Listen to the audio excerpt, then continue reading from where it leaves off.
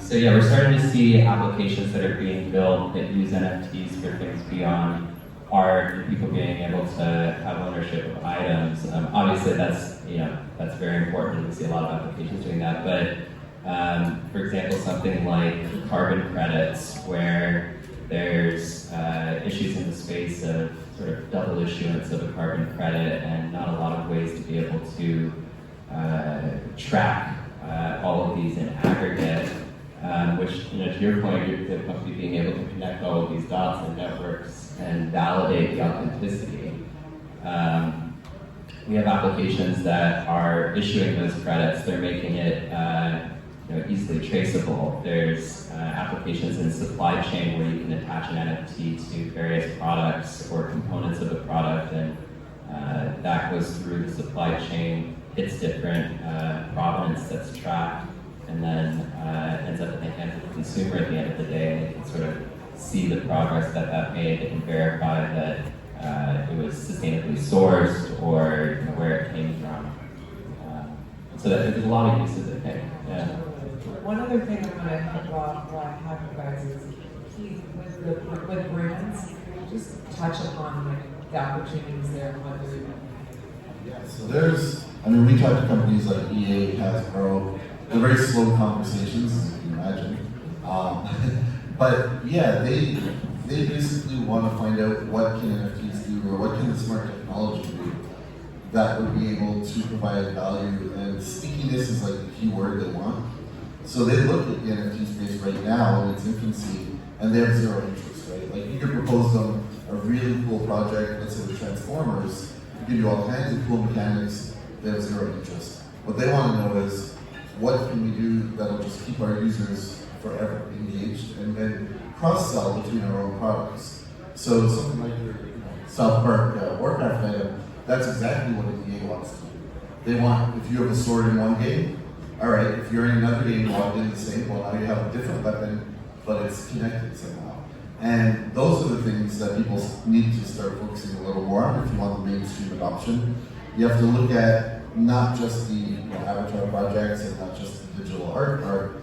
You have to look at the utility more. And I feel like there's not a lot of companies that are doing that yet.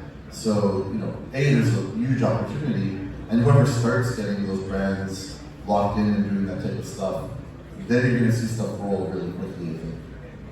Well, I think you're seeing too where a lot of these larger brands are willing to do these little pilot projects and use it as a sandbox to play around in and really feel what they can do and how they can engage with their customers. And I'm thinking about like Estee Lauder, what they did with Clinique a week ago, or even Nike, what they did about a month, 2 months ago, and how those are starting to become more and more forward-thinking.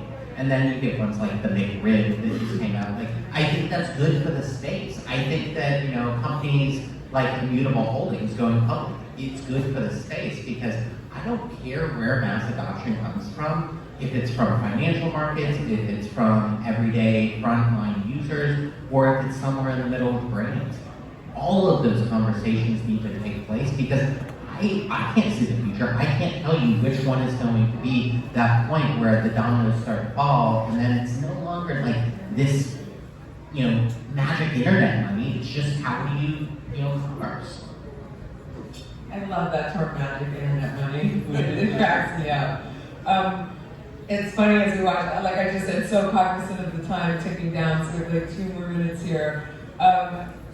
More stuff you want to talk about, mass adoption, stuff with utility is super interesting. Any thoughts? Like, go for it. Different use cases? Pardon? Like different use cases? Yeah. Sure. So 2 groups we've had the pleasure of working with just over the past few months.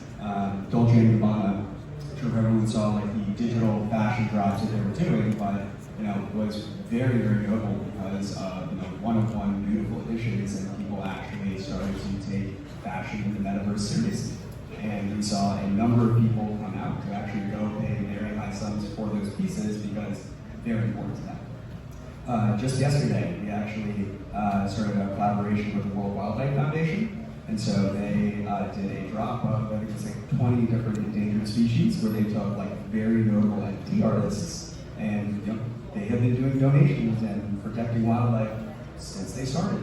But now they have a very unique way of like engaging the community and continuing to do that fundraising, but now it's in a completely different wrapper.